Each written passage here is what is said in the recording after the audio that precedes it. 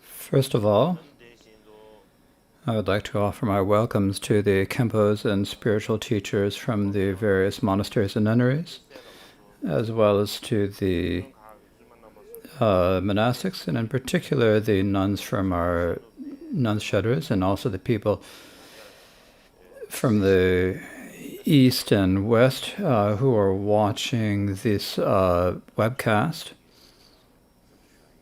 So I'd like to offer you an auspicious welcome.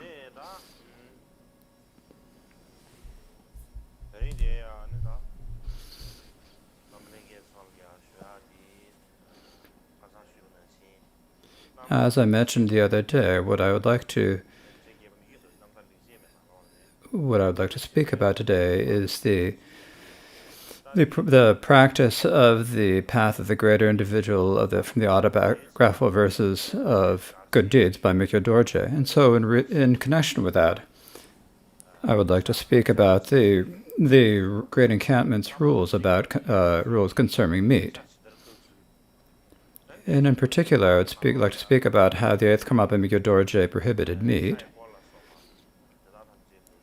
and how the Vinaya allows meat that is pure in the 3 ways. Now, I cannot speak about the entire subject of eating meat today, so I'll have to speak about half of it tomorrow, but in general, in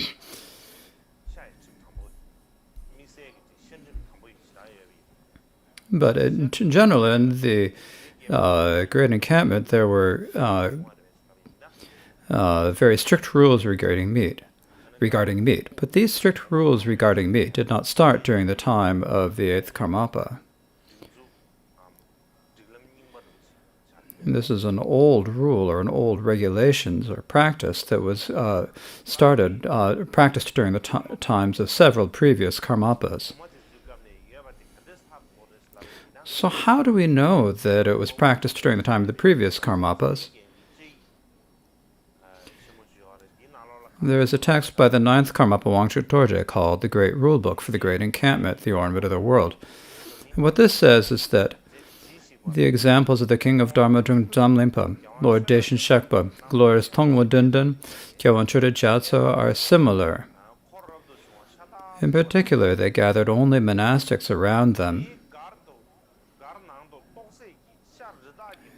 And those who were included in the encampment could not have any meat, not even the hair of a deer, or drink any alcohol, not even as much as the tip of a blade of a grass. They performed untold actions of the higher states through the many customs of Sutra and Tantra and of the 2 traditions.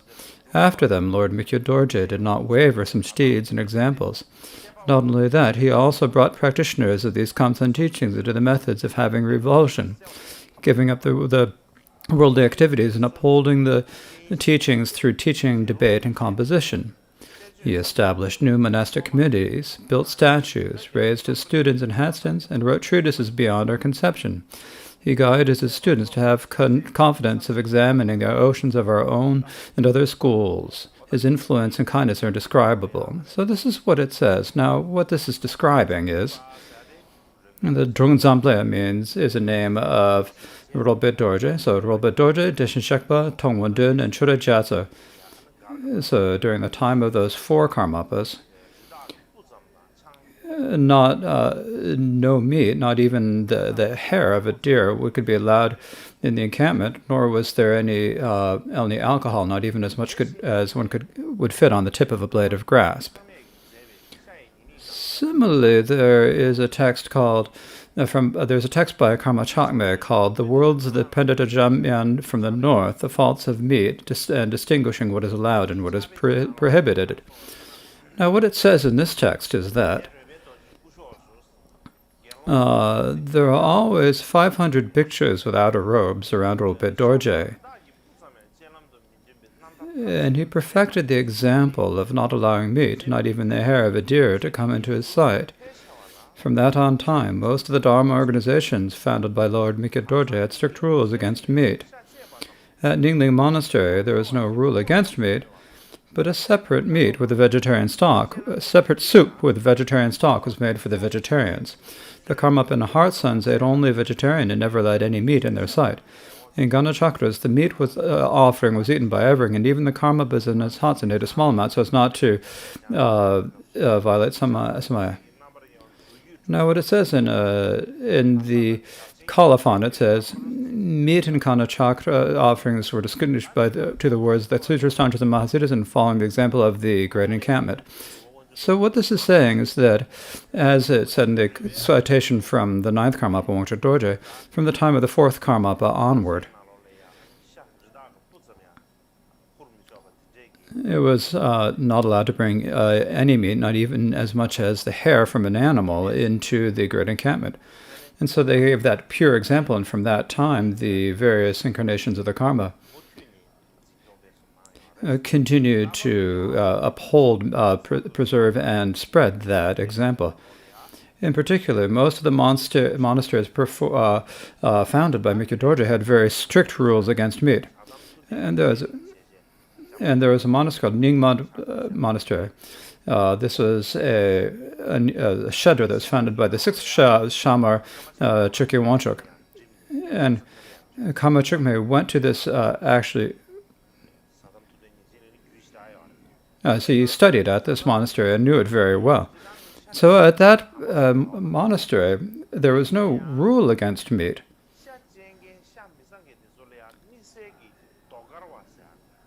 There was a particular vegetarian soup that was made with a vegetarian stock that was made separately for the vegetarians. Likewise, the 10th Karmapa Ching Dorje and his heart sons included Shama Chukye Wangchuk only ate vegetarian and never allowed any meat in their sight. However, when they had Ganachakras,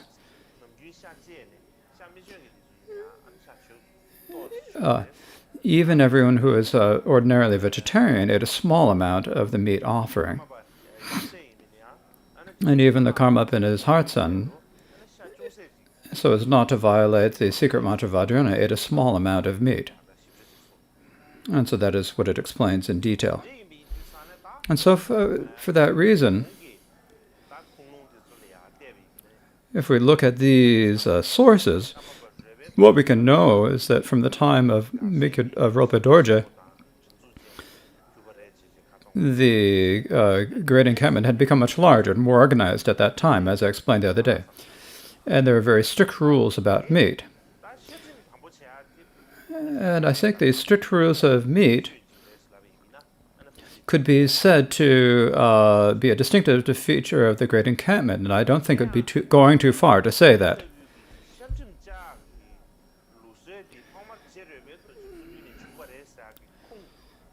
Now, what source do we have? What clear source do we have and reliable source do we have to say that these rules were originated during the time of the 4th Karmapa Rilpa Dorje?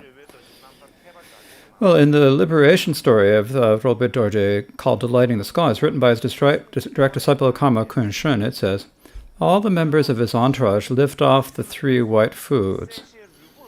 If the bones of a slaughtered animal were seen in the places where the masters and disciples had stayed, they were reprimanded. Not even the scent of toxins such as alcohol was allowed to waft within the confines of the encampment. He brought everyone into pure conduct. So here it says the entourage of Rilpa Dorje, but also all the people who were around him, they lived off of the 3 white phones. And when the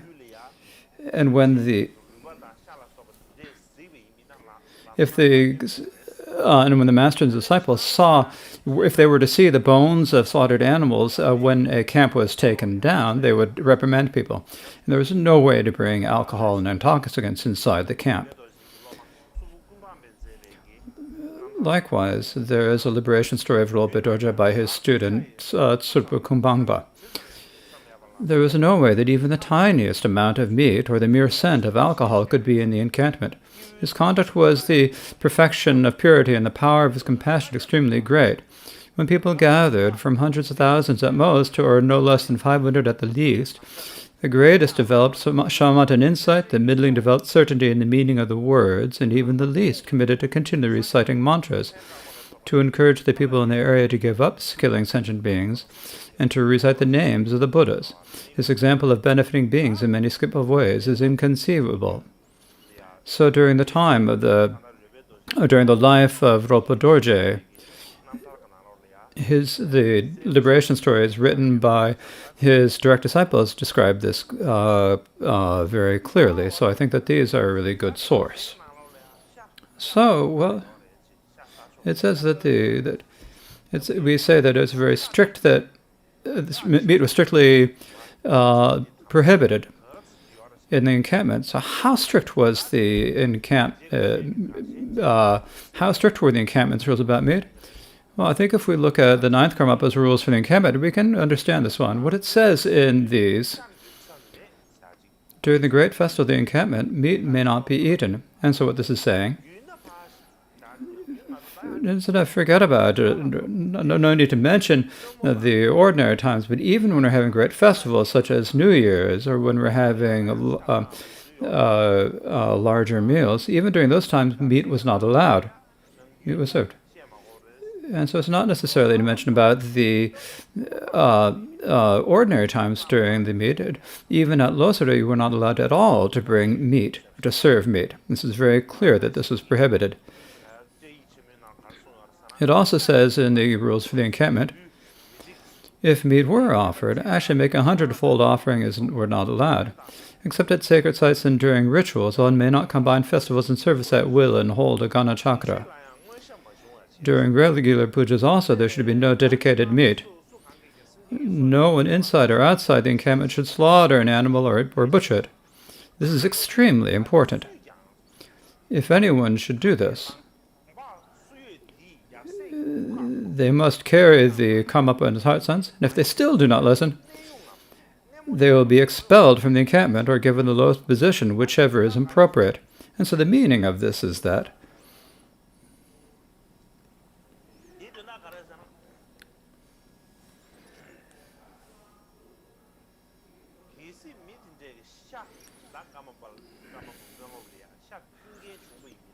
if someone were to offer meat to the Karmapa and his disciples,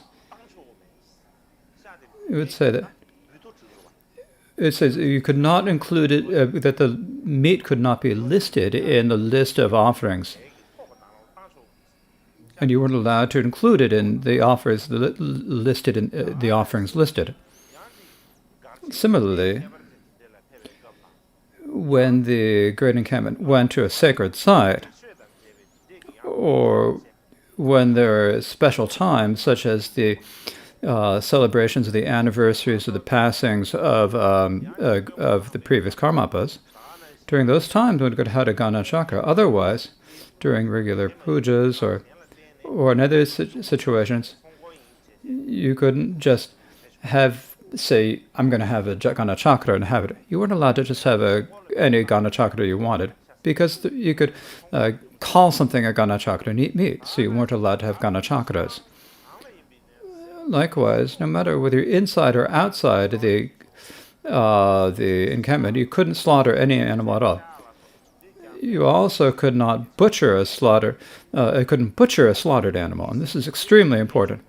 And if there was someone who did this, someone who actually did that, or who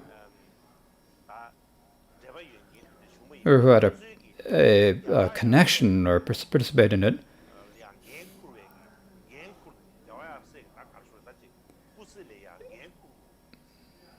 they would have to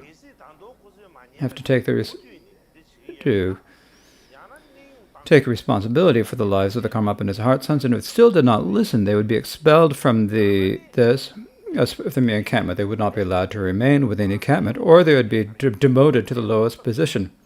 So whatever rank they would be at, they'd be demoted.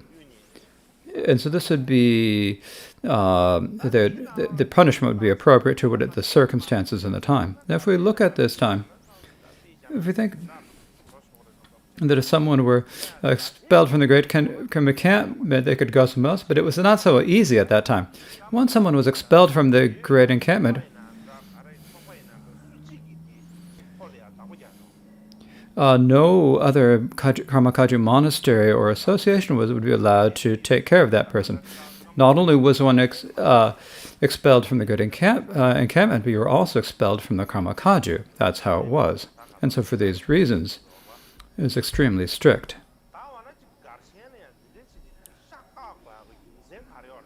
So what is the reason why the meat was prohibited so strictly in the encampment? Well, there are many reasons, of course. But the main reason is that there are hundreds of thousands of people in the encampment, and so if you were to serve meat for them,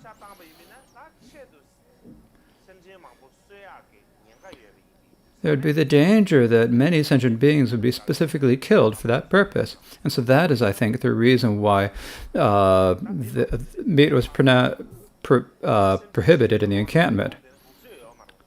And if you need to serve meat to that many people, you can't wait until there are enough corpses of dead animals. So you'd have to kill animals.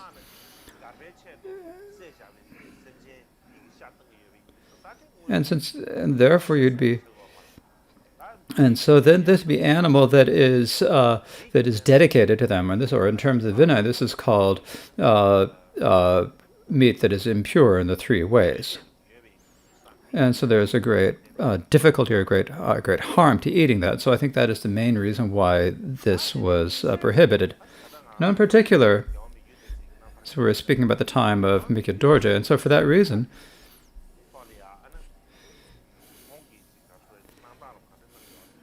so what is the example that Mikyo Dorje gave about meat? He especially strictly, he had to make especially strict prohibitions against eating meat. Now, there are many reasons why he did this. Now, for one perspective is, as I said before, when he was young. The seventh Karmapa Chodachaso had passed away. And from that time until Mikyo Dorje was enthroned in the Great Encampment, the rules and regulations of the previous time all were disregarded, and basically all the sentient beings that were all the animals that were offered were killed and eaten, and their meat was eaten, and so that was the situation. And so when Mikyo Dorje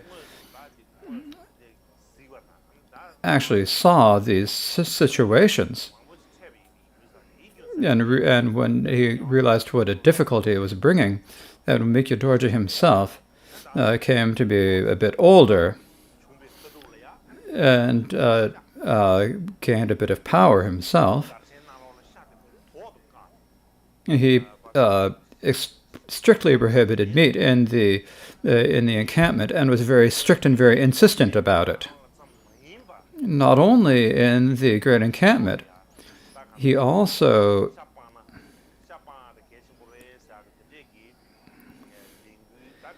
encouraged people, or he started a movement, we would say these days, started a movement to prevent the eating of meat all over Tibet. The way we know this is that in the catalog of his collected works by the fifth Shama, there is a text called A Letter to My Defenseless Mothers, primarily in the Land of Snows, about how eating meat is wrong. So there's a text with this title. That was like an announcement or a spread throughout all of Tibet. But we don't have this text right now, but I think that someday we will get a copy of it. Even though we don't know exactly what is said in the text, just seeing the title, what we can understand is that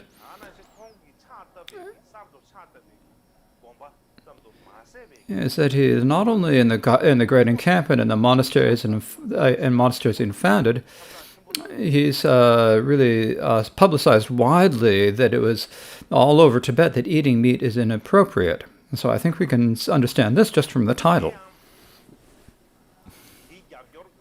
Also, just give some citation as a support for this, there is Samye Pelder's commentary on the autobiographical versus good deeds, in which it says, no matter what region he traveled to, he skillfully prevented people from eating meat. In Kongpo, because of the region, he was unable to prevent eating meat. And it was due to this that he did not go for alms in Kongpo, Mongol regions, or other regions where they only ate meat, it is said. So it's basically said, wherever he went, wherever region he went to, he went in a very skillful way, not forcefully, not forcefully. He would prevent people from eating meat. But in Kongpo, because of the situation of the region, it was difficult to prevent people from eating meat. So in Kongpo and also Mongol region. So Mongol regions here means the northern regions, in the region of Changtang,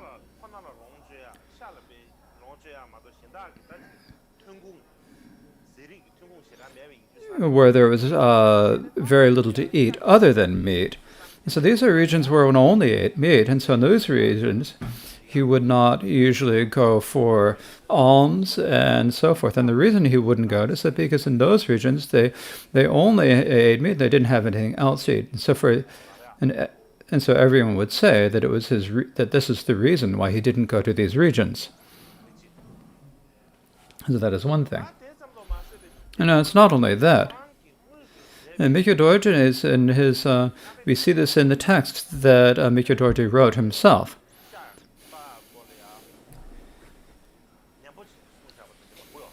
And there are many, he said very forceful things about not eating meat. For example, from his great commentary on the Vinaya, he wrote, "Further, if you put meat, alcohol, and so forth in the Gutor and other certain kinds of Dharma, you are not taking me as a teacher, you are not appropriate to be my disciple, you are not taking me as a guru."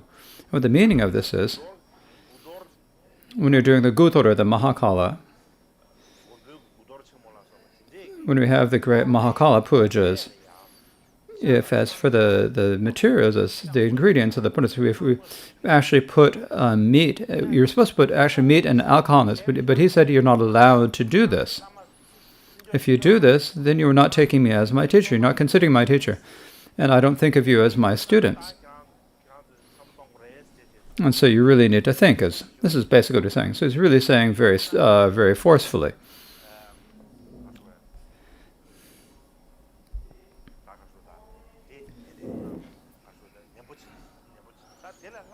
And so he spoke about this very strongly. And so it's basically saying there's nothing else to say, but you had to follow it. So many people used to say this to me. Many people have said to me that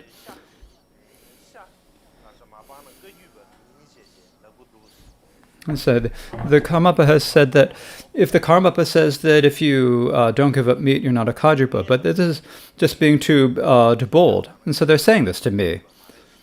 And they're saying that you say that if you don't give up meat, you're not a Kajupa. And it's not saying, I'm saying that you're eating Kajupa. I can't decide whether someone else is a Kajupa. I don't have any ability to tell whether someone's Kajupa or not. But in 2004, when I was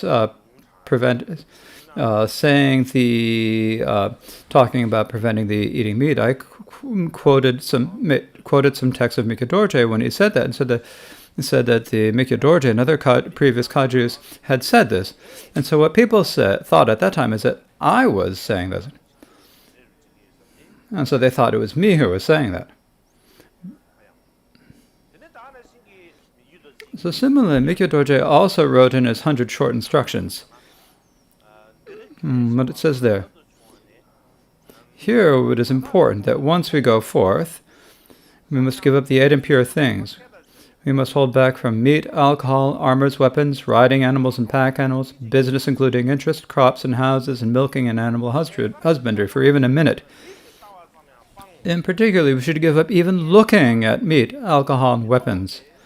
If you do not give up these 8, you are not part of this Kagyu lineage, so it is important to put this into practice. So this is what he says there. And so what this is saying is that you need to give up these 8 individual things from the moment you go forth and become a monastic. So once you've become a monastic, you must give up these 8 things. And what are these 8 things? Now, there are many different ways you can count these, but for Mikyo Dorje, in his thought, the 8 are meat, alcohol, armors, weapons, riding animals and pack animals, business including interest, crops and houses, and milking and animal husbandry. So meat, alcohol, armor, weapons, animals, business including interest, crops and houses, farming, and milking and animal husbandry.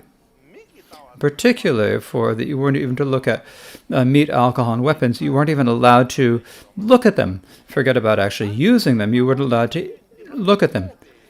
And if you do not give them up, you are not part of this Kagyu lineage. So it is important to put them into practice. So the monastics who do not give these out are not part of the Kagyu lineage. He is saying. So this is Mikyo Dorje. It's not that Mikyo Dorje is just being audacious and saying this or making it up. So what is the source for saying that if you don't give up the 8, you are not a Kagyipa? There are quite citations that Lord Gampopa himself cited. And what it says in the sutra that Gampopa cited is that so that in the future there will be students who give up the 8 impure things. And so these are things that the followers of the Kagyu must therefore follow.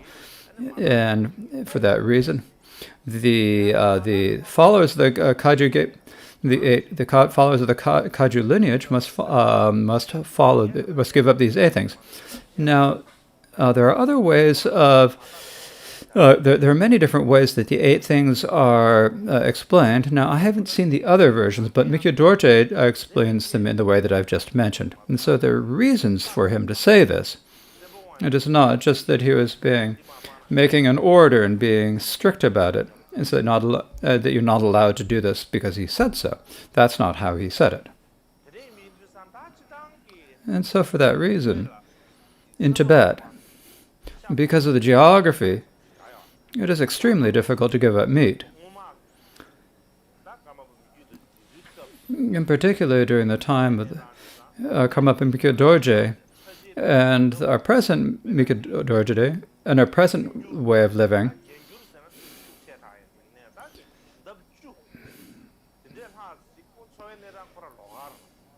there's been huge changes in the lifestyle. It's changed like 10 times. 10 times as much. So like we looked at the time of, if you say in meat time, in Mikyo Dorje, if you're saying you shouldn't eat meat, then it's basically the same, you shouldn't eat. Because if you didn't eat meat, there wasn't a lot you could eat.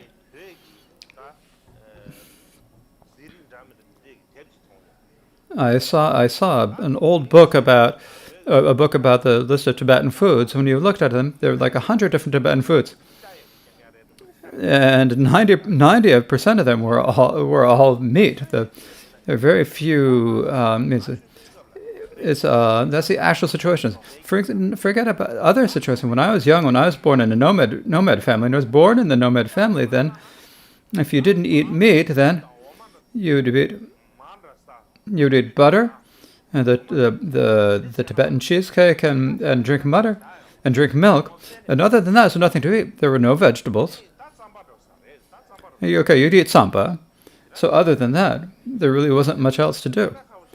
It's really difficult, I think. And the actual fact is very difficult to do this. And because it's so difficult,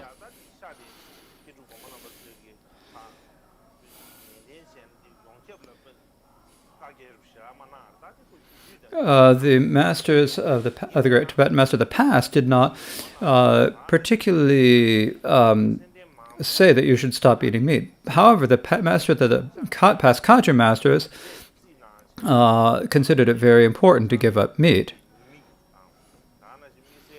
And they spoke about the faults, the problems of eating meat and drinking alcohol. And they spoke about the reasons for giving up meat. So I don't need to speak about them all today. I think I'll speak about them tomorrow. I'll speak about how the Kagyu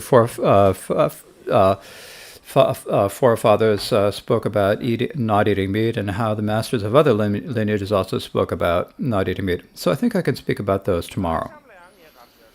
So next, what I'd like to speak about is meat that is pure in the 3 ways.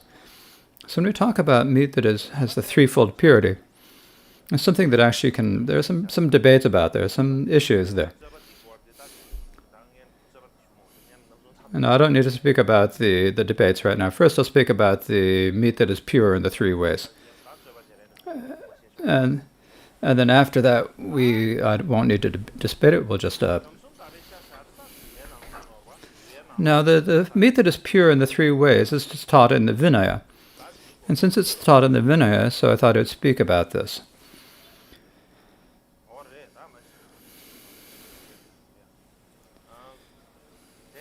I almost forgot. Okay, now in Sanskrit and Pali and Chinese and Tibetan, there are the Vinaya scriptures of various schools. So there are several different scriptures, and if we look at them, that our teacher, the Bhagavan, Buddha, paid great attention to the food and conduct of his students in the monastic community. He gave them a lot of advice. In particular, food is a daily necessity for anyone, for any being that is living. You cannot do without it. And since it is a necessity, there's no choice but to eat. And since you have to eat, then at that time in India,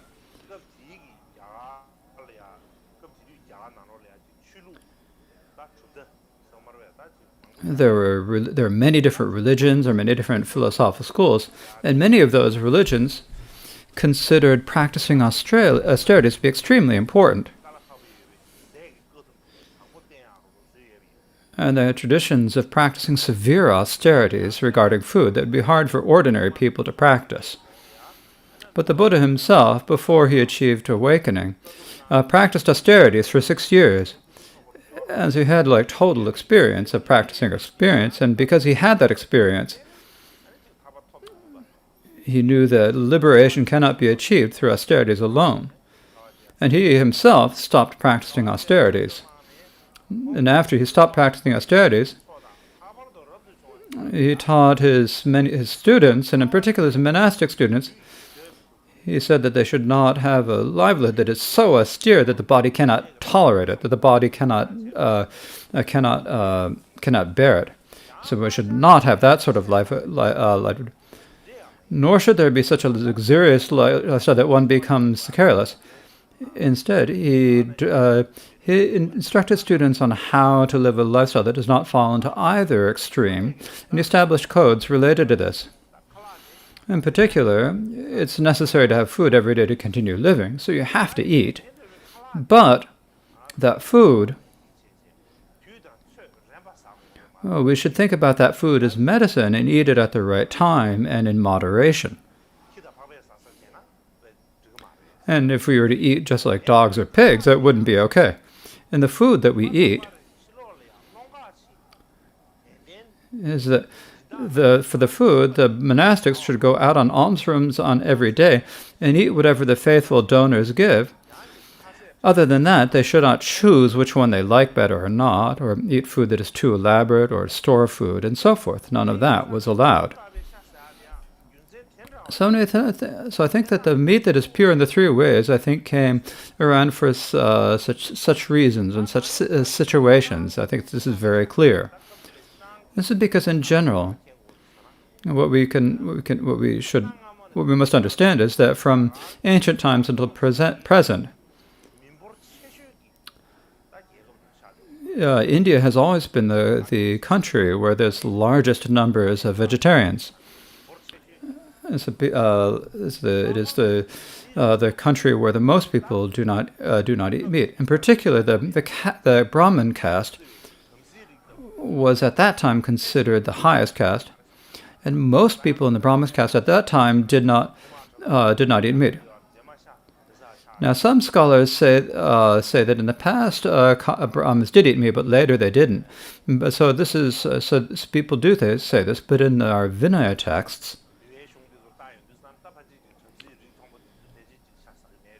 it seems from reading those that the high caste Brahmins did not eat meat. So even when the monastics went on their alms round, I think there were very few people who offered them meat, because there in the region there are just so few people who eat meat. So when you went for that region for alms, there are few people who would give meat. Likewise, when the monastics went on their alms round, they didn't only go to the high caste households for alms. They also would go to the doors of low caste households and request food and ask for alms. And these lower castes, if there were a family where they ate meat, it's possible that they might eat. And if they offered meat, if we talk about it fundamentally, when you accept alms, you have to take the alms. You have to accept the alms. And if you didn't take the alms, then the donor might think they're being insulted or think they're not being given an opportunity to gather merit. So that is how people would see it. And so for that reason, so the Bhagavan Buddha at that time was different than the others. He said that did not consider whether costs are high or low, and thought that there needed connections needed made people of every level of society. So fundamentally, whether they're rich or not, one had to eat whatever food was the donors offered, and was not made to choose. I'm going to eat this, but not eat that. The monastics didn't have a choice to make were not allowed to make that individual choice. Now, does this mean that according to the Vinaya, that the monastics may eat any meat that is offered to them? It's probably not that sort of situation. That is not how it is. And how we know this is that in Tibetan we have the Uttara Grantha Vinaya text to the Mula Sarvastivada tradition. Now, I don't need to say what it says, but the main point of this is that there are several types of meat that one should not eat, such as the flesh of some types of birds, including owls, of reptiles and amphibians, such as toads, of the meat of carnivores, such as lions, tigers, and bears. These types of meat were not allowed to eat. Not only were you not allowed to eat those type of meat, you weren't allowed to eat the fat or the other juices of these inappropriate meats, and also raw meat was not allowed to be eaten. And the monastics were not allowed to eat meat killed specifically for the monastic's sake. And so many of these. So there's several of these types of meat were not allowed to be eaten at all, whether or not they were pure in the three ways or not. There's no need to look at whether they were pure in the three ways or not. They're just not allowed to eat them. But if the meat was allowed,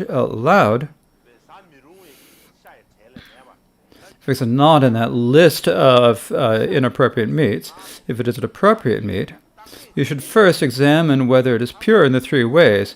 And if it is pure in the three ways, you can eat it. If it is not pure in the three ways, then you may not eat it.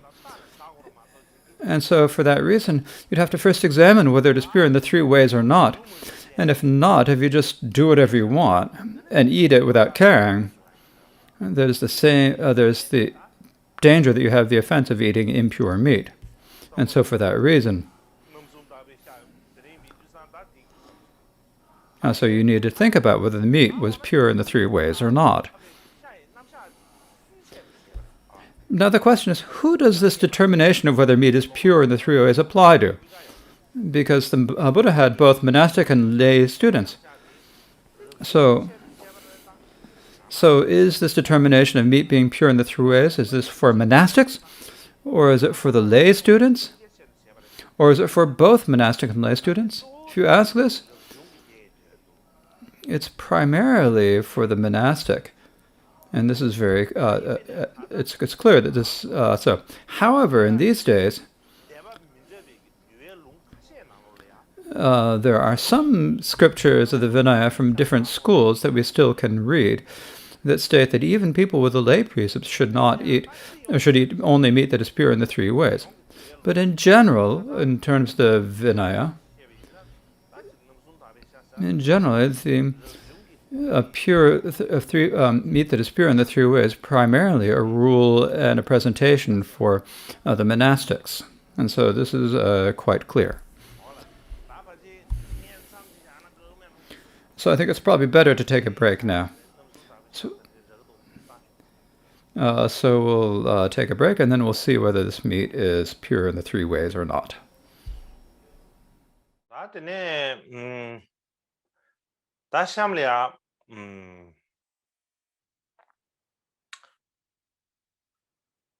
아주 가수대 디 넘숨탑에 샤 넘숨탑에 샤의 제반세의控制不지 we need to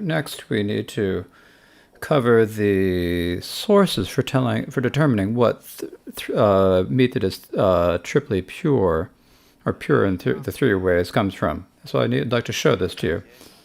Now I forgot to show this here. These are the words from these are the quotes from the ninth Karmapa's rules for the rules for the guard encampment. Now these are the quotes from the Vinaya commentary, the Orb of the Sun, and from the 100 Short Instructions. So now here, maybe perhaps it's better to start out explaining this way.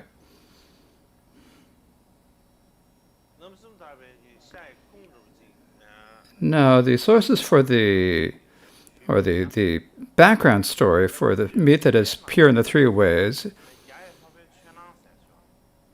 In the 4th century, there was a Vinaya master Chinese Vinaya master named Vinaya Life. He was one of the earliest who went to, and he was a Sri Lankan master. He went to the, and he was one of the earliest masters who went to China, the Sri Lankan master.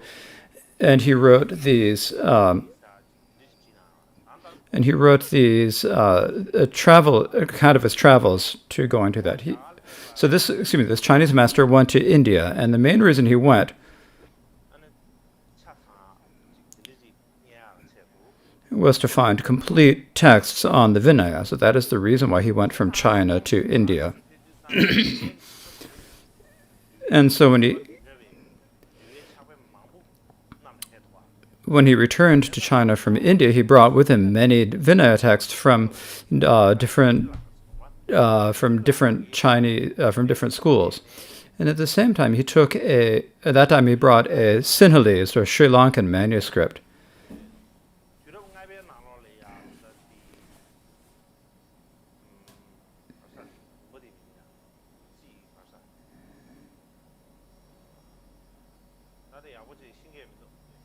There was a master called Tatspin or Jipin, a small country that in the 5th century was to the west of China. And there was a Vinaya master named Bidulai from that region. And he broke it down in Chinese, and then a master named Dharma Light then translated. And so this is the 5 sections of the Vinaya of the Mahasheshika school. And so the manuscript for this was the one that was brought from Sri Lanka. And so this is translated by the master, the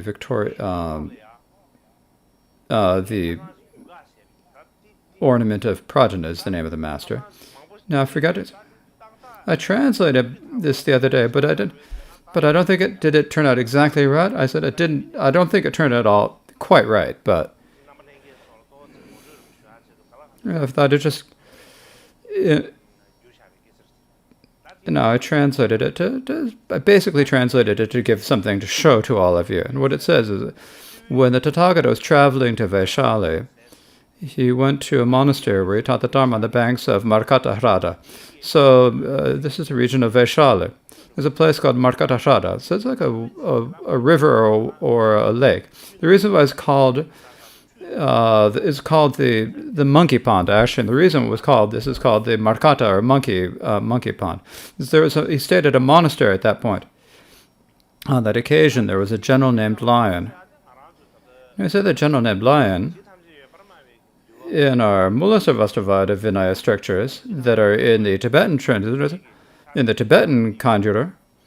This is mentioned. He is mentioned in the Mulasarvastivada inscriptions. But there are two different translations. One of there are two different ways his name is translated. One is translated as the captain, Senge. Another is translated as the general, but the same person. If we look for the general Lion, there was a merchant, or there was a general named Lion who served the Sangha, and at the later time he became very poor and had very little to eat, and so this is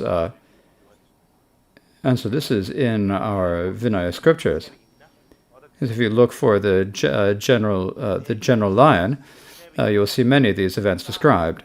And so this general, so I'll explain more about this. Captain Lion, I always said, and basically when you say captain or general, the meaning is the same. And his name was Lion or Sima. And he was a student of the Jain Chichinigranta.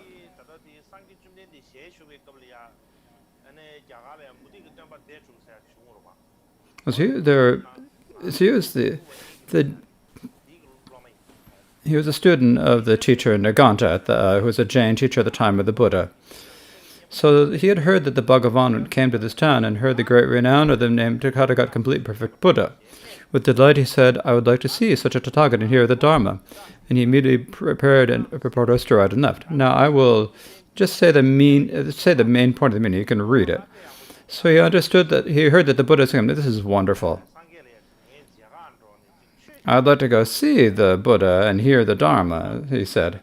And so he immediately got his horses and carriage ready and went to go see the Buddha. And from afar away, he saw the body of the Tathagatas of the body that was like a mountain of gold. And when he saw that, he came before the Buddha, prostrated with his head to the Buddha's feet, and sat to one side. And after he sat down, the Bhagavan taught for the general Simha's court. He taught the many teachings on the four noble truths. And while he was sitting there, he gained the immaculate eye of Dharma, which means that he saw the truth. He saw the nature of the truth.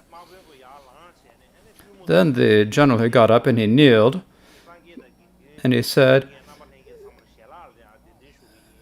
"I would like to invite the Buddha and the entire Sangha to a meal. And would it be okay?" he said. And when he asked this, the Buddha then said, "Accepted." He said, "It's okay." And the general understood that the Buddha had accepted, and he was really happy. And he went back to his house, and he told the people who would often buy meat for him to buy all the meat of all the animals, of animals who had died, who had not been slaughtered, but people who had naturally died, to buy all of that meat, regardless of the cost. And when he bought them all, then that person went and bought all the meat of animals who had recently died, and then he spent the entire night making all the various different delicious meat dishes. And the next morning, when the sun rose, they then prepared the seats, and when everything was ready, and he went back to the Buddha, the general went back to see the Buddha and said, "Now, the food and the seats are all ready. So now please, Buddha, tell me when you're going to come." And then the Bhagavan immediately, with an entourage of the Sangha, went to the general's house. And they sat down on the seats that the general had prepared, and the general himself, with his own hands, actually served the Sangha. And he was very, what happened, instead of, he didn't get all frenzied, but he was really happy. And then at that point, there were the students of the Jain teacher Nagranta, and his students had heard that the General Lion had invited the Buddha and the Sangha and prepared a great feast offering with meat. And they got really envious of this. And because the reason for that is that he was a student of the Jain teacher Nigranta. And now he was a student of Nigranta, but now he was like making offering to the Buddha. They got really jealous of this. And so what they did is they went down the sides and they went all the intersections of the roads. And they said as loud as they can, General Lion has turned away from his teacher. He's lost the meaning of Dharma. If we say these days, he's broken his commitments. And today he has offered the meat of goats that have been killed and offered them to the false spiritual teacher Gautama. That is an incorrect spiritual teacher. And so they said this like with song and in melodies. And they went down all the different roads, the side roads and everywhere, declaring this. And they went to see this. And now the bhikshus heard this, right? The bhikshus who came with the Buddha heard this. And when they heard it, they didn't dare to eat. And when they didn't dare to eat, then the General Lion saw this, and he understood this, and he immediately knelt down with his knee on the ground and said to the Buddha, "Hey, students of Nigranta have despaired to the Buddha, saying that he's doing something that he hasn't.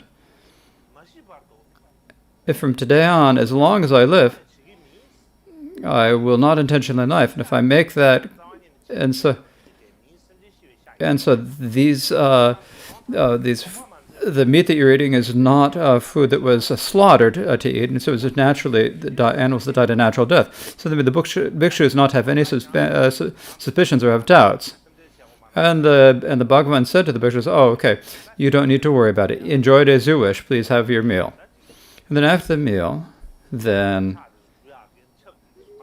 he distributed water for them to wash their hands.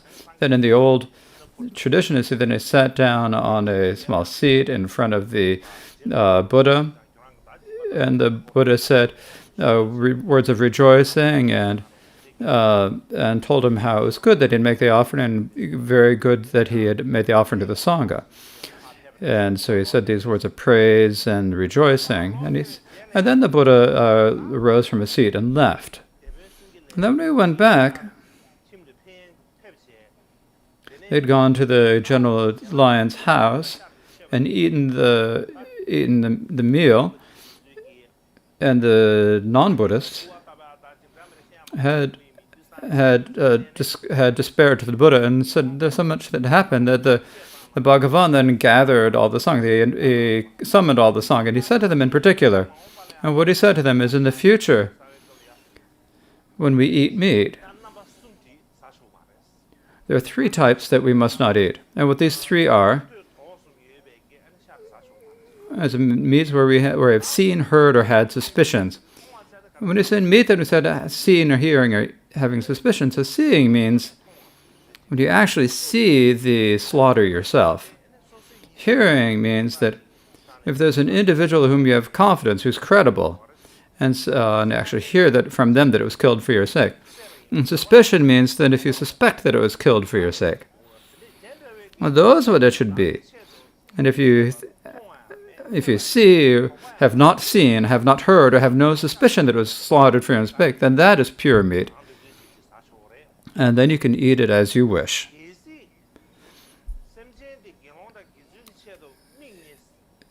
If the animal was slaughtered for the sake of a bhikshus or novices, we're not allowed to eat it. But there's something strange in here, though. It's something strange. It says, if it's killed for the sake of a bhikshu, bhikshus and novices are not allowed to eat. Bhikshunis, nuns, and nuns in trainings, novice nuns, and laymen and laymen. And so, like basically, if it's killed for a bhikshu, as bhikshus and novices are not allowed to eat it. But then it says bhikshus and nuns in training are allowed, and novices. Now, if it is killed for bhikshunis, nuns and trainees, or novices, then the bhikshunis, nuns, and novices and laymen are not allowed to eat it. So basically, it's saying that those for whose sake it was slaughtered are not allowed to eat it. Now, as I mentioned before, this is the background story, or the source for the rules about the not eating meat that has impure in the three sorts of ways. Now, also, in terms of the Vinaya Vasta, or the topics of the Vinaya of the Mula Sarvastivada in the Tibetan tradition, there's a very similar text, and so that is a text. Generally, it's similar. And the Buddha was staying in the house on the bank, on the Markatahasa in Vaishali. And here, then, a captain named Nulavai. So if you search for a captain named lion, then you find this one. If you look for a general lion, then you won't find it. But because there are different events described above them, so the words are slightly different, but the actual meaning is the same. In any case,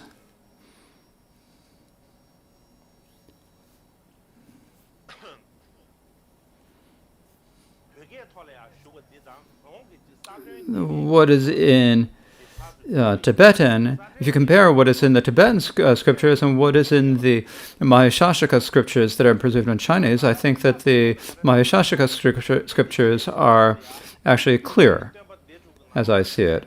But in any case, when the Buddha was... Basically, the story is that because these Jain students had said that General Lion had given meat to the Sangha, and they said that it was killed specifically for the Sangha, that's the event behind the rules for not eating the three types of meat. Now also,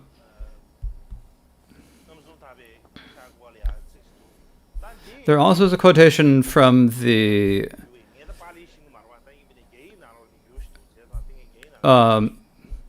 there is also a scripture from the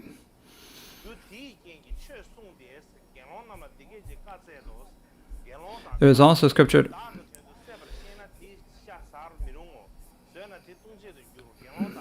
there's a Tamra Shatya school, which is written in text. Now, it's preserved in Chinese as well, and I have translated from that to quote it. It says, "Received with seeing. What is gained by seeing? If you do not see an under their individual, kill it, but to receive it for a bhikkhu's sake, there's no offense if you eat it," and so forth. Now, the Tamra Shita, this is one of the 18 original schools of Buddhism, and this is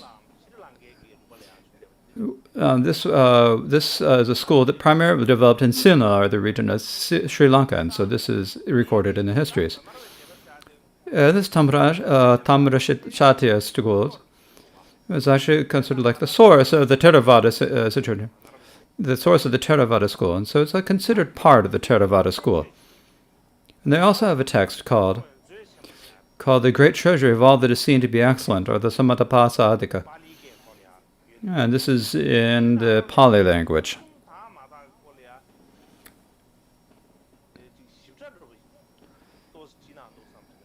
And I think that this is a very detailed description of the three meat that is impure for the three reasons. So I have translated this quotation from Chinese.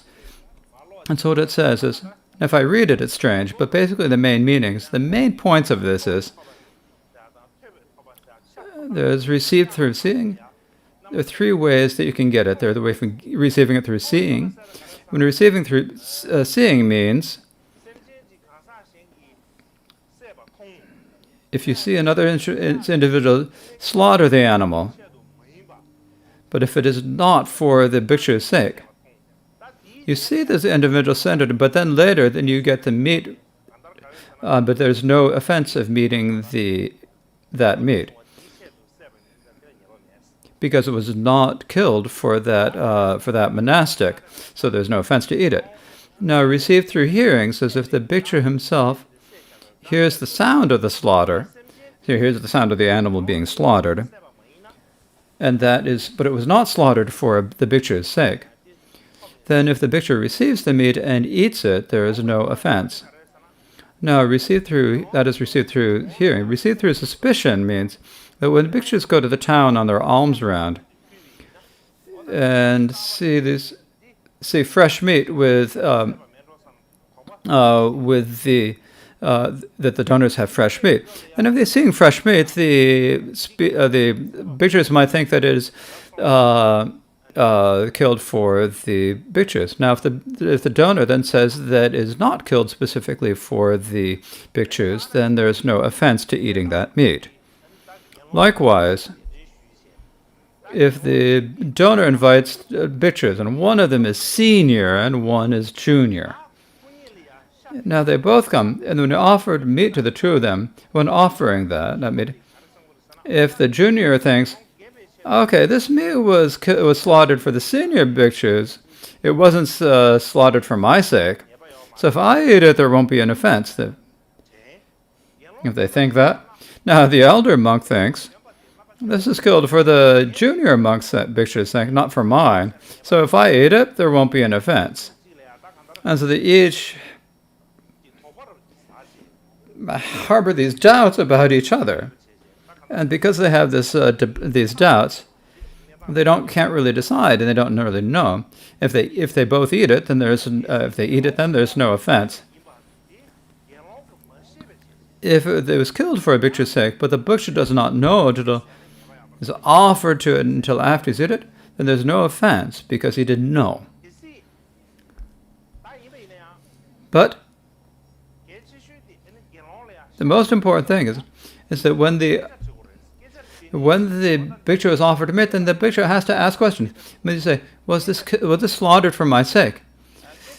You have to ask. If you do not ask, then you cannot determine whether the meat was impure in the three ways or not.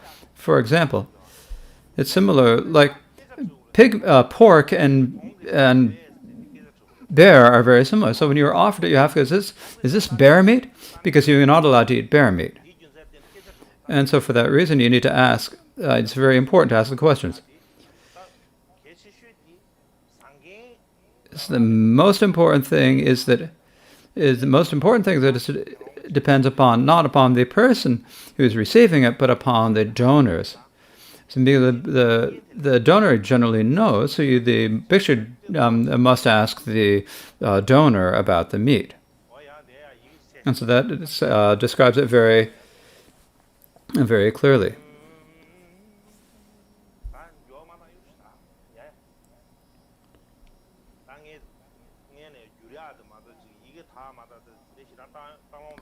So now I basically just translated them, and I didn't have time to proofread them properly, proofread the spelling properly.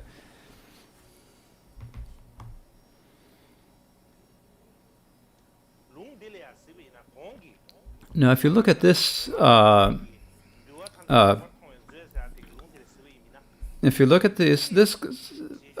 citation, in the time of the Tamarashita,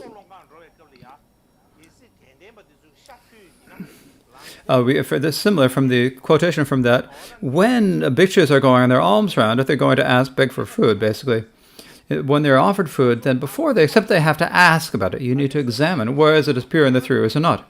If it is for your own sake, or if it's for the sake of the monastics, if it is meat that the animal is slaughtered for their purpose and then offered, then it is impure meat and it may not be eaten. And so what this shows is that the bhikshus, if they eat it, if the bhikshus are not careful about eating animals that are slaughtered for their sake, then there's the danger that many animals will be slaughtered for the sake of the sangha, and so for that reason there's a harm to doing this. That is why there's an offense. Now there's also a Sarvastivada scripture called the 10 sections of the Vinaya. And this is from the Sarvastivada tradition. It is in the Chinese tradition, and there's a spelling mistake that I need to mistake. if I don't fix it, I won't feel comfortable. So now the spelling is fixed. So this the 10 sections of the Vinaya, the Dashabhanavara Vinaya, the Sarvastivada tradition writes. What it says here is, to that circumstance, the Bhagavan assembled the Sangha. Now, so as I mentioned before, there was the event that happened with the generalist lion. And because of that circumstance, the Bhagavan assembled the Sangha, and he spoke to the Sangha. And when he said to them, what he said is, you may not eat pure meat that is pure in the 3 ways. And what are the 3 ways? By seeing with your own eyes, or hearing with your ears, or suspecting in your mind. If that happens, then you're not allowed to eat the meat. What is seeing with your eyes is in your actual sight. You see a living creature slaughtered for your own sake. That is seeing on your own. And seeing means if a credible individual, not just not some. If any old person comes and say it was slaughtered for your sake, you shouldn't believe him. But if it's a credible individual who tells you that living being was slaughtered for your sake, then that type of meat shouldn't be eaten. Now, what is pure suspicions? And therefore, there are some circumstances that you have suspicion. Like there's some reason why you think that. Like maybe there's, like the vigil, there's like no butcher in that region. And because there's no butcher, then it's possible that that the household itself must have slaughtered the animal. And since there's no butcher to slaughter the animals, it's probably the household that slaughtered it. And there were no animals that died naturally in that region. And the leader of the household is someone who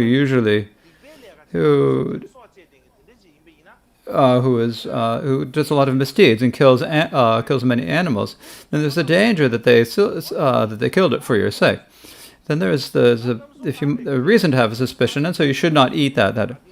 Now, meat. So that is the way that there are 3 reasons why meat would be impure. Now, meat that is pure of those 3 ways may be eaten. So this is what it says in the Sarvastivada scriptures. Likewise, in Chinese Buddhism, like for example in Tibet, we practice the Mula Sarvastivada tradition. That is our Vinaya practice.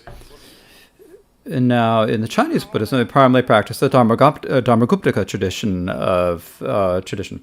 So here is something that I've translated from the Chinese. I do not allow you to eat meat that is impure because of these 3 reasons.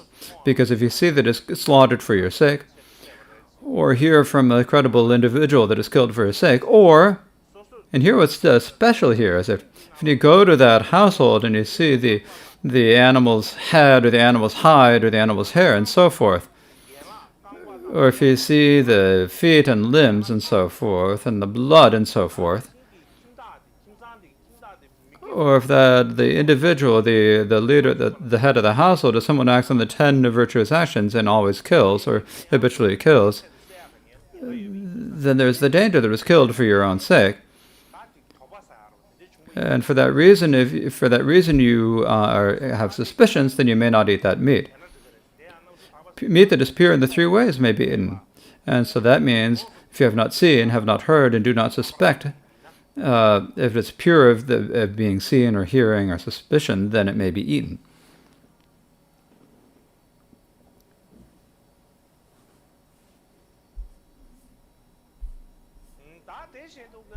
Likewise, there's the Mahasangaka school. And from the 5 sections of Vinaya from the Mahasangaka school, there's a very similar scripture, but it's a little bit different about it. It's basically the same, but what's different about this is that it said if it's killed for bhikshu and bhikshus, then, as I said, it's similar to what I said before. It's killed for the sake of bhikshu. Bhikshus and novices are not allowed to. If it is killed for bhikshus and nuns in trainings, bhikshus and bhikshunis and novices and lay people are able to eat it. So basically, those for whose sake the animal was slaughtered are not allowed to eat the meat. Now the last citation I'd like to give is from the Mahasangaka of Vinaya. And this Mahasangaka of Vinaya is probably only in Chinese. How this Chinese came is that in the fourth monk, as I mentioned before, the Chinese monk Dharma Light went to India. And from central, in central India, he got this text.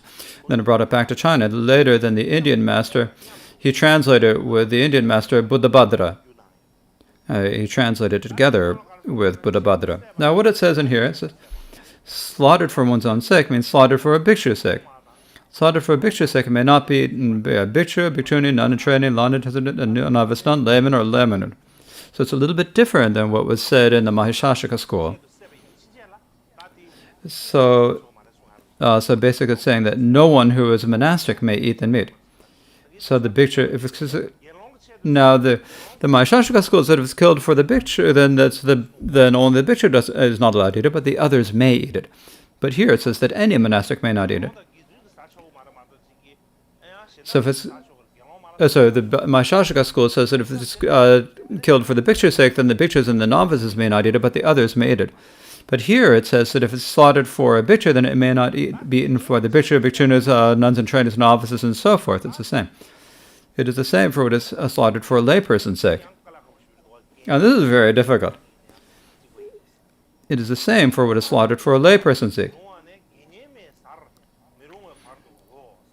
It may not be eaten by any bhikshu, through it may not be eaten any lay people. It is the same. If what is slaughtered for it is the same for anyone, for any bhikshu or bhikshuni or so forth. If it's slaughtered for a lay person, then it may not be eaten by the bhikshus, the novices, the bhikshunis, and so forth. So, except for the three types that are the three types, those that are from seeing, hearing, and suspecting.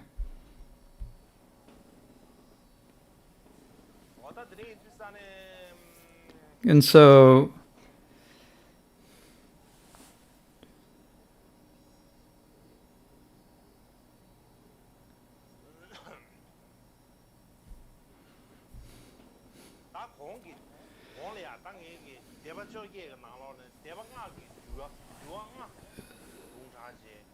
I've given quotations from 5 of the 18 original schools of Buddhism. So basically the citations from 5 of the different Vinaya, and most of these I have translated from the Chinese. And among them,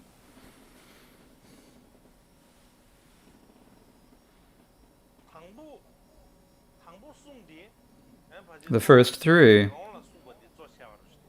are primarily taught for the bhikshus. And the last 2 also say that household or lay practitioners with the 5 precepts, whether male or female, may not eat the meat that is impure in the 3 ways.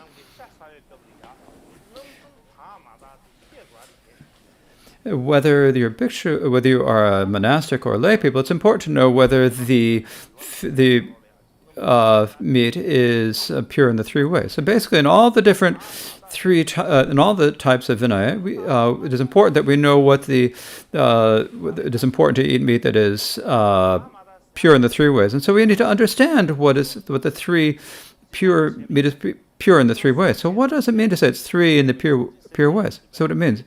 So what it means essentially is whether it is a chicken or a pig or whether it's an ox. If you actually see with your own, if you don't see with your own eyes that it's slaughtered for your sake,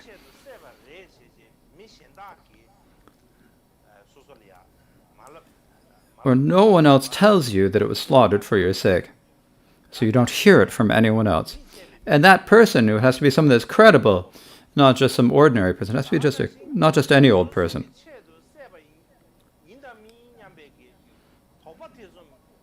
And if there's a suspicion or doubt that it might have been slaughtered for your own sake, you should not have any such doubt.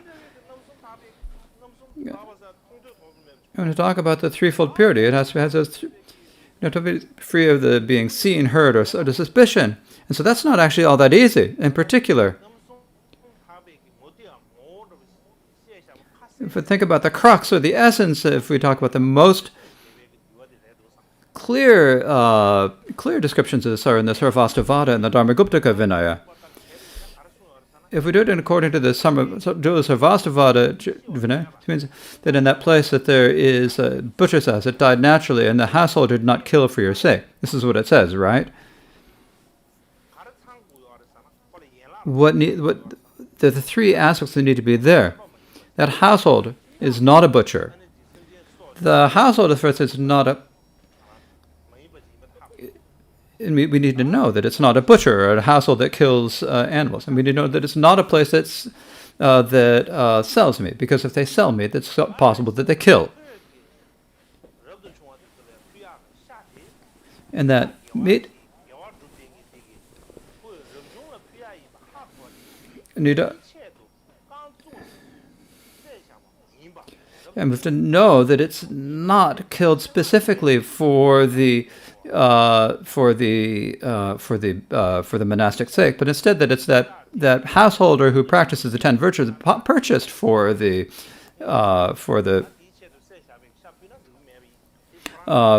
monastic sake. So that we have to know that it was not slaughtered specifically for the bhikkshu's sake, but particularly went intentionally to buy meat that was not killed for the monastic seat and then offered it to the bhikshus.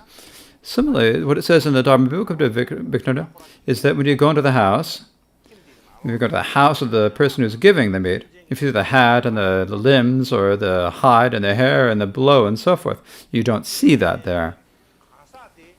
And that individual is not a butcher. And is not only is not the butcher, but is also someone who keeps the rules of the 10 virtues, someone who has given up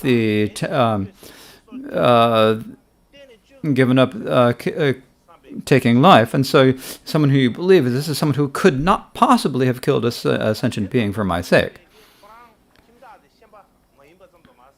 Not only are they not the householder is not a butcher, but it's also possible that they might have summoned a butcher to come in. So there's someone who keeps the 10 virtues, because they keep the rules of the 10 virtues, then you may not kill for yourself, nor may you have another kill for your sake. And so you believe that they wouldn't have summoned anyone else to slaughter the animal for your sake.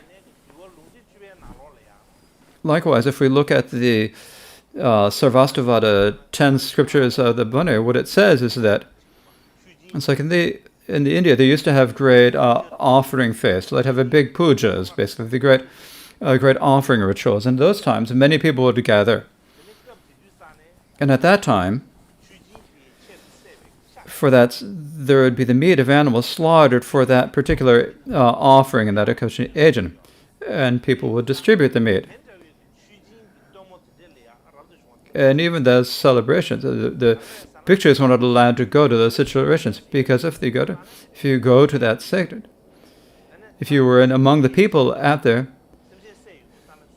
there would be animals slaughtered for that offering, and there'd be the danger that you'd be included among that. You would not. For that reason, you would not be allowed to go to these great offering ceremonies. So, for example, if you look at this, if you go to purchase meat from a meat seller, then there's actually pure as to whether that meat is pure or not. Likewise, also in the Dharma-guptaka tradition, it says it's similar. It says that if you go to a place where people are making large offerings, then there is a danger that they'll offer you all sorts of different meat, and you may not eat that.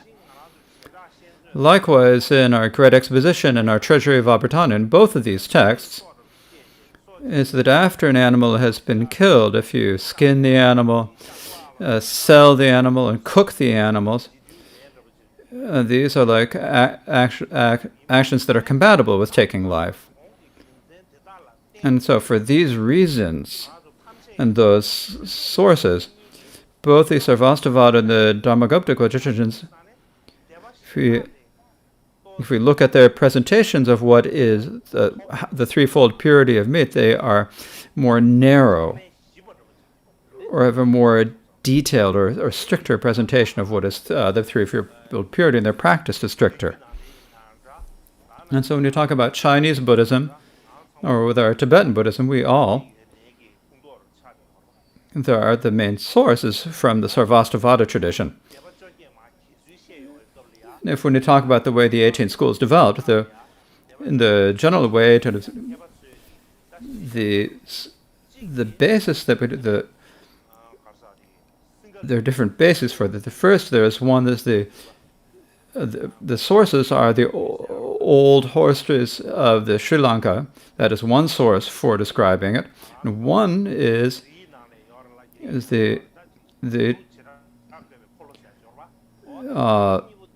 and there's a text in the Chinese tradition and also in the tradition that describe the way the 18 schools developed. So these are the two main sources for describing the development of the 8 different schools.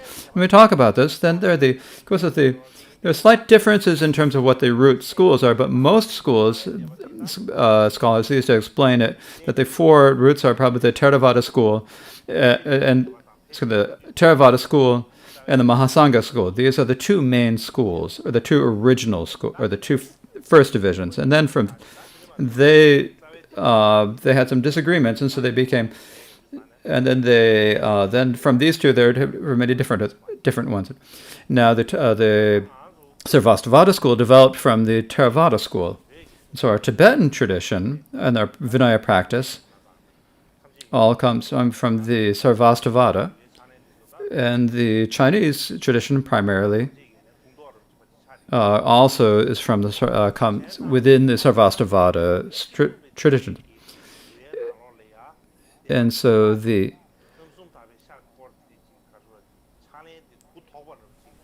practice of the threefold purity of meat is stricter in these Sarvastivada schools than in other schools. So normally we might think that it's fine to eat meat. And we say the reason we say because the teacher allowed us to eat meat that is pure in 3 ways. But this is a kind of too simplistic way of thinking about it. It's like it's the way a child would think about it. And the reason for that is if Vinaya is a basis, then a monastic, if a monastic was to go, they'd have to go and beg for the food, right? So you go to a household and go to them. You couldn't go to a house and say, "Please give me meat." You couldn't say that. "Please give me meat, give me potatoes, give me meat." You weren't allowed to say that. You'd have to eat. You could only what that household gave you. You couldn't say, "I'm not going to take that. Take that away." If they give you potatoes, I'm not going to eat potatoes. You have to give me meat. I give me chicken. You couldn't say, "I have to have your chicken." You couldn't say that. If you went to a poor house, if you said that, you'd say that the monastics are just they'd say those. How could that? If you went to a poor household, they'd say if the monk went to that household and said, "Please do this," then please give me meat. Then the household think, "I can't do that. We don't have that for ourselves. How can we give it?" And so when you are offered meat, then you have to investigate whether it is pure in the 3 ways.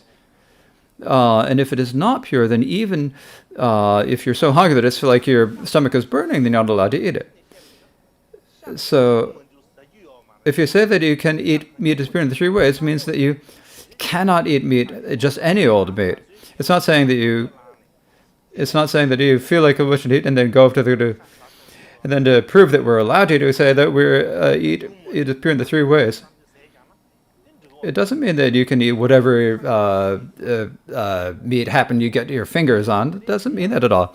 You have to have a source for saying that you can do. So this is another thing that we need to really think about. So now I think that is probably enough for today. So now what I'd like to speak about tomorrow is how meat is prohibited in the Manaya. Now, of course, there's one thing. Now, one reason I need to explain this. There is the Sakya Pandita's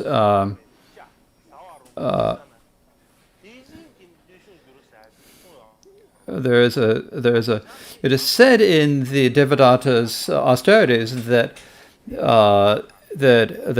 not eating meat was in Devadatta's austerities, and so for that reason, many people these days that we should eat meat because otherwise we're following Devadatta's austerities.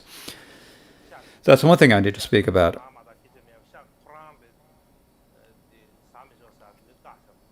And so now also in the Mahayana, there are some prohibitions about eating in general, regardless of whether it's pure in the three ways or not. And likewise, there are many debates about eating meat in Tibet. Now, I think there's actually not a whole lot of reason to debate about this, but I think I'd like to share some thoughts about this. Also, these days in the world, how many animals are slaughtered? And so I'd like to speak about that. And I'd like to speak about the harm that comes to the environment from slaughtering animals for meat.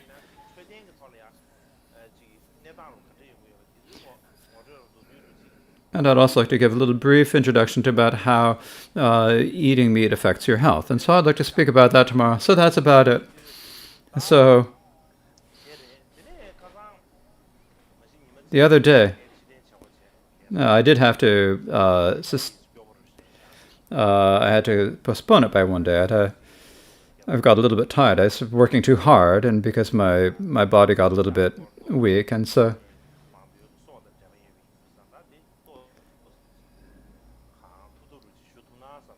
And also, I thought that since I'm speaking about eating meat and protecting sentient beings, so I thought I had to teach it as well as I could. So I delayed it by one day. So I beg your pardon for that.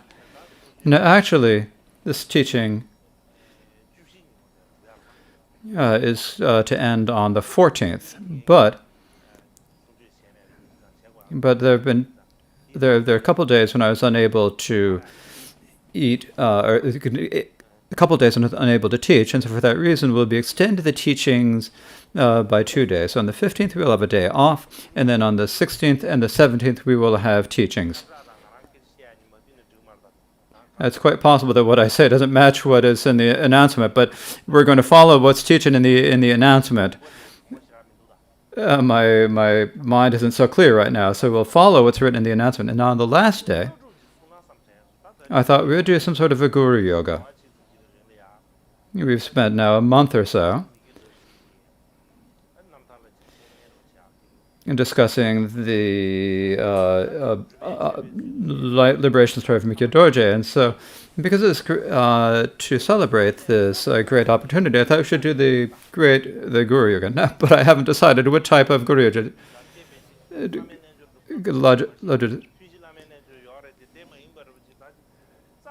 We should maybe do something. So I think we should do something related to Mikyo Dorje. There's the 4-session Guru Yoga, and I thought maybe I should write something for it, but I don't know if I have time to write anything. But in any case, on the 17th, we will conclude the teachings. As I mentioned, next year, during the spring teachings, we will continue. I will continue to teach from the liberation story of Mikyo Dorje. So this is my plan. Yeah, actually, I thought should I say this on the last day, but if I say it today, it's better. We have the winter teaching, the Gunche, for the Kagyu Shedras. And in addition now, we have the nuns. We've changed for the nuns Gunche Dhamma. I thought we should change that to the spring teaching, as I mentioned. So now we need a summer teaching. Now we can't do it all 4 seasons. For the autumn teaching, probably good, but I think it's okay to do 3 of them: the winter teaching, the spring teaching, and the summer teaching. Now for the summer teaching,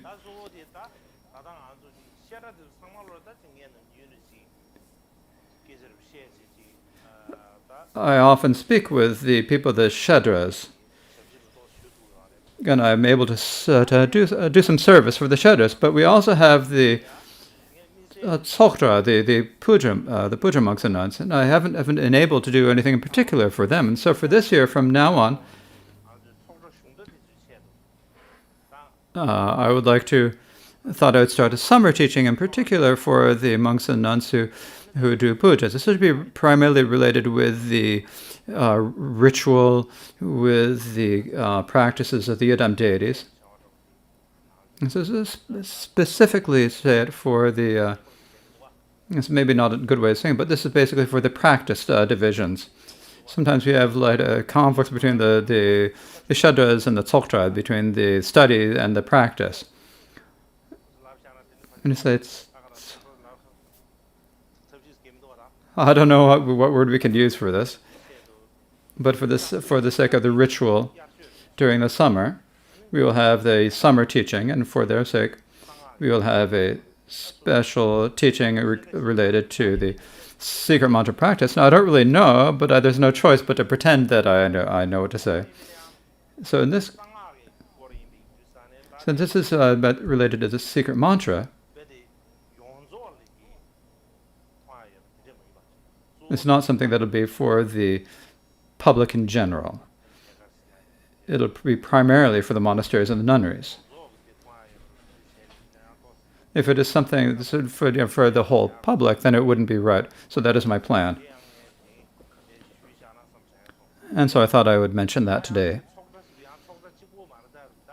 Now we talk about the practice.